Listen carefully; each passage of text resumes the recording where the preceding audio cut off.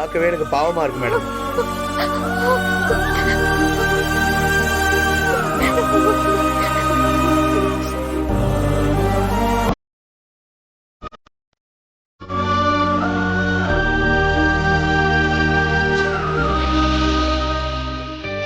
அஞ்சலி, நீ இப்ப அந்த அங்கிள் கூட போய்தான் ஆகணும்.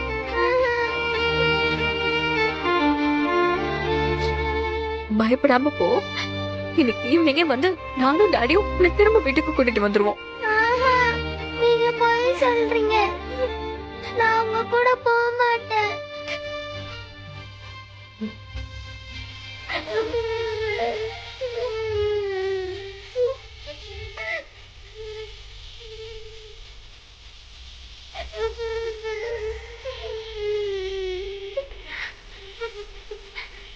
சார் நீங்களும் சொல்லுங்க சார், அப்பதான் பாப்பா அதை புரிஞ்சுக்கும் சார். நமக்கு வேற வழி இல்லப்பா. நீ ஏன் அஞ்சலி கிட்ட சொல்லு, நம்ம எப்படியாவது அவளை திரும்பவும் வீட்டுக்கு கூட்டிட்டு வந்துடலாம். சொல்லுப்பா.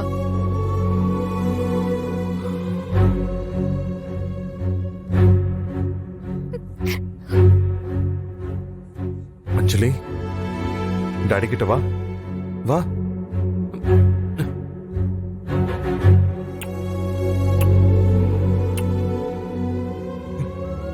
இங்க பாரு, டாடி சொன்னா கேப்பல்ல? Good girl.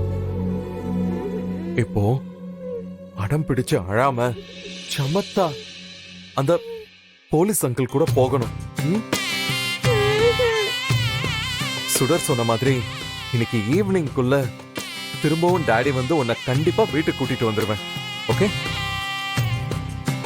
நீங்க வேற என்ன சொன்னாலும் நான் கேக்குறேன். இது மட்டும் வேண்டாம் டாடி. டாடிய நம்பு அஞ்சலி. நான் கண்டிப்பா உன்னை கூட்டிட்டு வந்துருவேன். நீ இல்லாம டாடியால இருக்க முடியுமா சொல்லு? சொல்லு. நான் போக மாட்டேன். இல்ல அஞ்சலி, நீ போய்தான் ஆகணும். போக மாட்டேன்.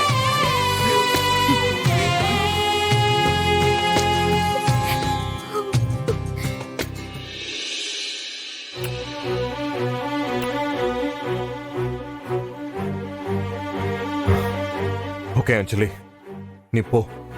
கண்டிப்பா டாடி சாயந்தரம் வந்து உன்னை கூட வீட்டுக்கு கூட்டிட்டு வருவேன். என்ன நம்பு செல்லம். Daddy is good girl, daddy is brave girl.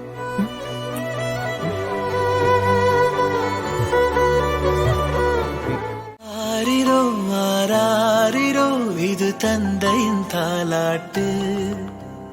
பூமியே புதிதானதே, இவள் மழலையின் மொழி கேட்டு. ஓ, தாயாக தந்தை மாறும் புது காவியம். ஓ, இவன் வரைந்த கிறுக்கலில் இவளோ உயிரோவியம். இரு உயிர் ஒன்று சேர்ந்து இங்கு ஓர் உயிராகுதே. கருவறை இல்லை என்ற போதும் சுமந்திட தோணுதே. வெளியோரம் ஈரம் வந்து குடை கேட்குதே. ஆரிரோ ஆராரிரோ, இது தந்தையின் தாலாட்டு. எழில் தம்பி வரல? இல்லப்பா, அவர் வரல. எப்படிமா இருக்க? வீட்டுல எல்லாரும் நல்லா தானே இருக்காங்க? உண்மையை சொல்லணும்னா நாங்க யாருமே வீட்டுல சந்தோஷமா இல்லப்பா. எல்லாரும் ரொம்ப சோகத்துல இருக்கோம். ஏமா அப்படி சொல்ற? என்னாச்சு? அது வந்து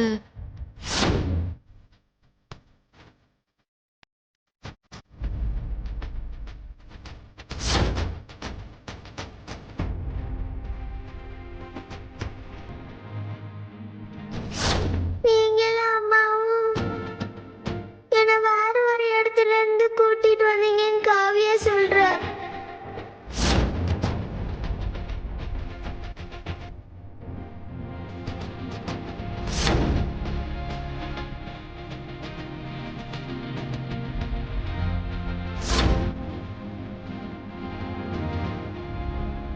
எனக்கு என்ன பண்றதுன்னே புரியலப்பா.